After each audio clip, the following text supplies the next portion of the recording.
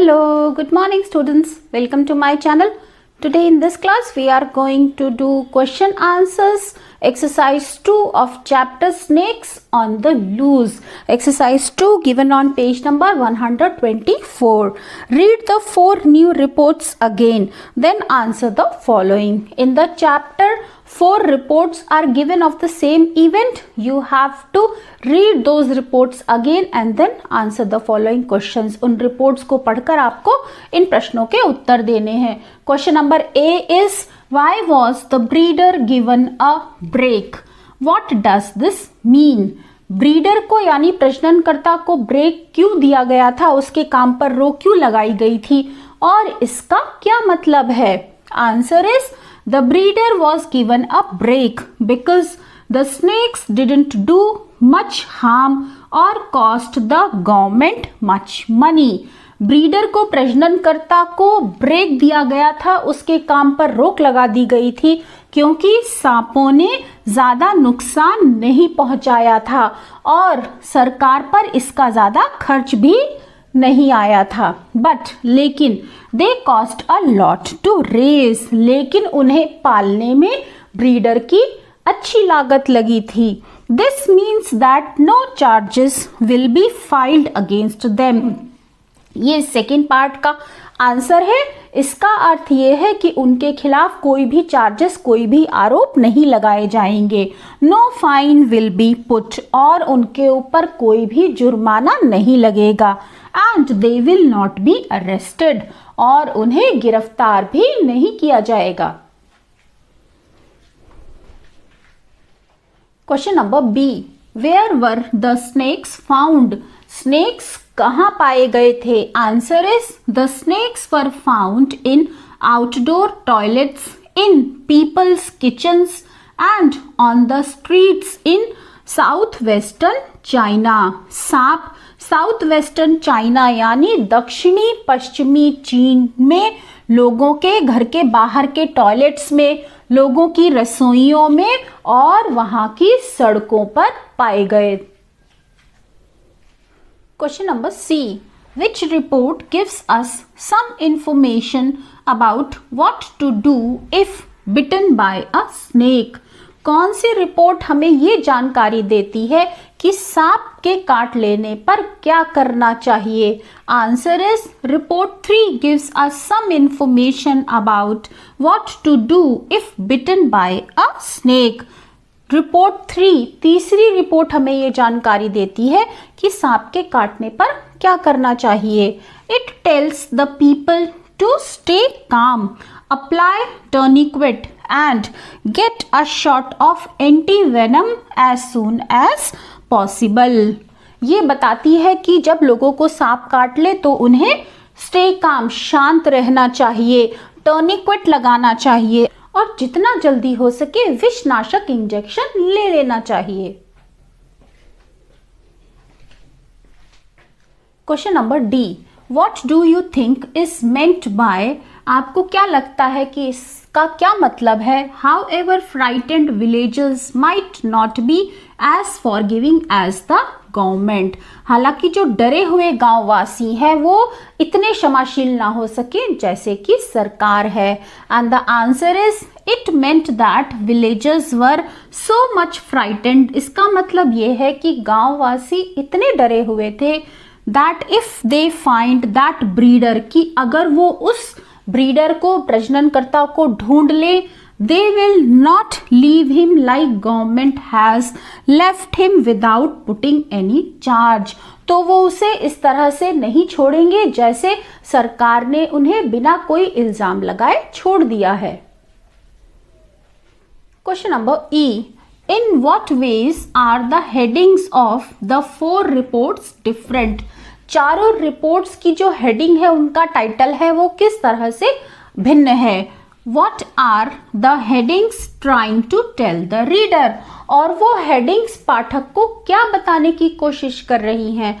Answer is the meaning of all the 4 headings is almost same. चारों headings का जो अर्थ है वो लगभग एक समान ही है. The headings are trying to tell the reader that dangerous situation has arisen and life of people are in danger.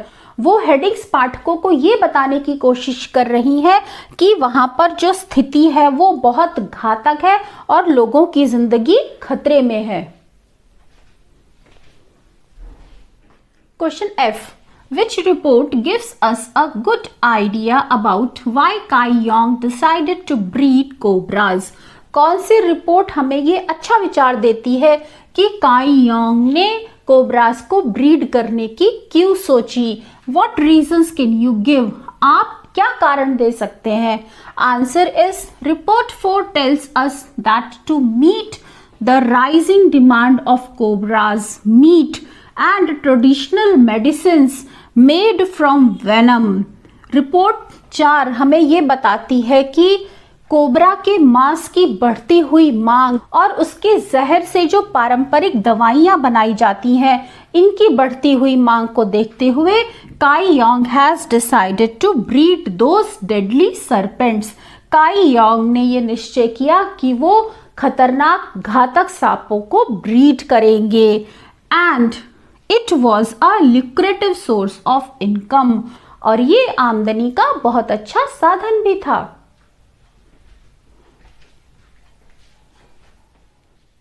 Next is exercise 3.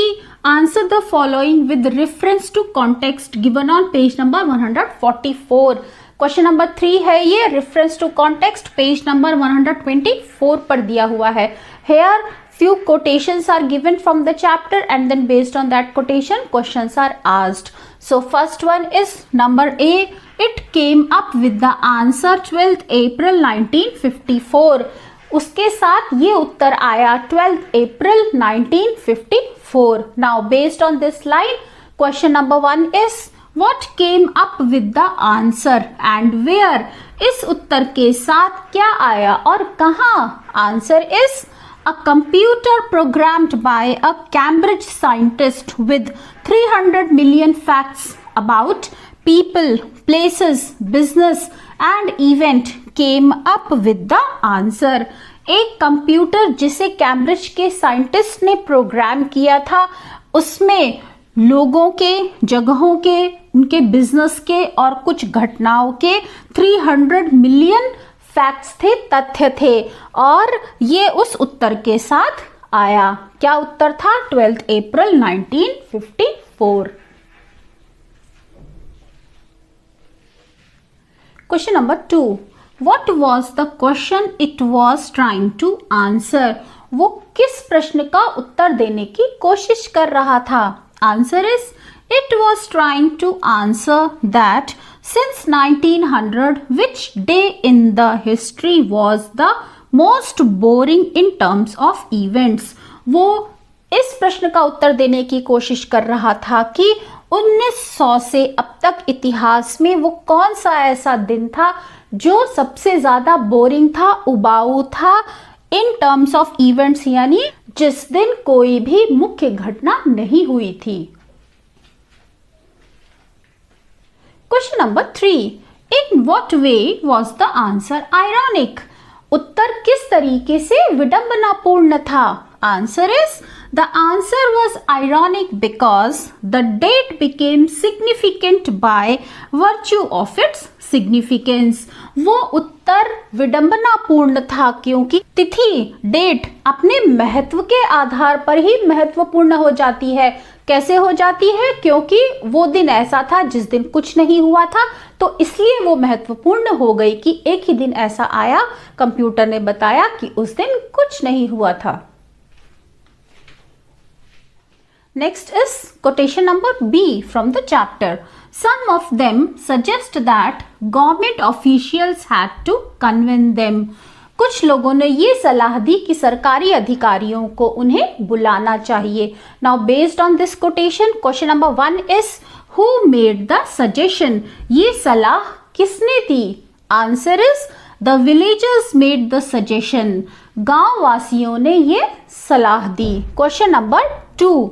Why was the suggestion made? ये सलाह क्यों दी गई थी? Answer is The suggestion was made to allay the fears of the villagers.